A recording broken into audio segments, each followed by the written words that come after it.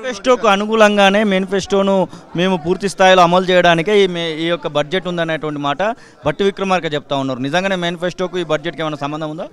మేనిఫెస్టోకు బడ్జెట్కు మీరు పెన్షన్ల గురించి చెప్పలేదు, నిరుద్యోగ భృతి గురించి చెప్పలేదు, మహిళలకు 2500 ఇచ్చే విషయంలో ఏమి చెప్పలేదు, ఇవాళ అసలు విద్యుత్ సబ్సిడీలు ఎన్ని ఇస్తారనేది చెప్పలేదు, డిస్కామ్లకు ఇచ్చే డబ్బులు మొత్తం సబ్సిడీల రూపకంగానే సబ్సిడీలు ఇచ్చే డబ్బులనే వాటికి డిస్కామ్లకు అదనంగా మేము కేటాయింపులు చేస్తున్నామని చెప్తున్నారు. ఊరికే ఒక 8 నెలలు అయింది, ఇప్పటికి గ్రామ పంచాయతీలకు కానీ మున్సిపాలిటీలకు కానీ 8 రూపాయలు ఇచ్చిన దాఖలాలు లేవు. ఇక మిగతా 4 నెలలు ఇంకో 6 నెలలు, ఇవాళ ఏప్రిల్ వరకు, ఇది జూలై అయిపోయింది, నెక్స్ట్ ఏప్రిల్ వరకు వీళ్ళకి పద్దులు ఉంటాయి.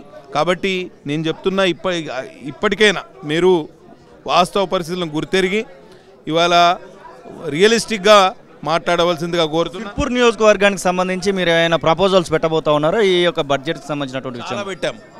తుమ్మిడియేటి వద్ద ప్రాణహిత ప్రాజెక్ట్ నిర్మించమంటే దానికి కేటాయింపులు ఇందులో ఏమి చూపించలే.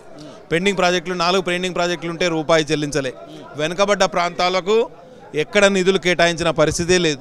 ఇవాళ తెలంగాణకు నిధులు రాలేదని గగ్గోలు పెట్టే ఇదే మంత్రులు, ముఖ్యమంత్రి గారు ఇవాళ వెనుకబడ్డ ఉమ్మడి ఆదిలాబాద్ జిల్లాలోని నియోజకవర్గాలకు ఎన్ని డబ్బులు కేటాయించారో చెప్పాలి.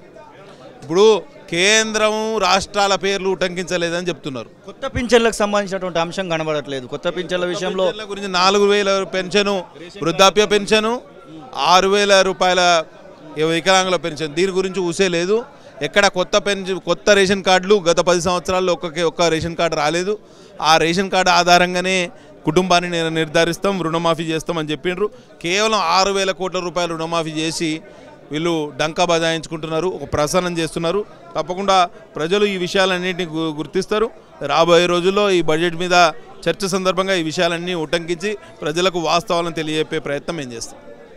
అసలైన తొలి వెలుగు. ఫాలో వాట్సాప్ @తొలి వెలుగు official.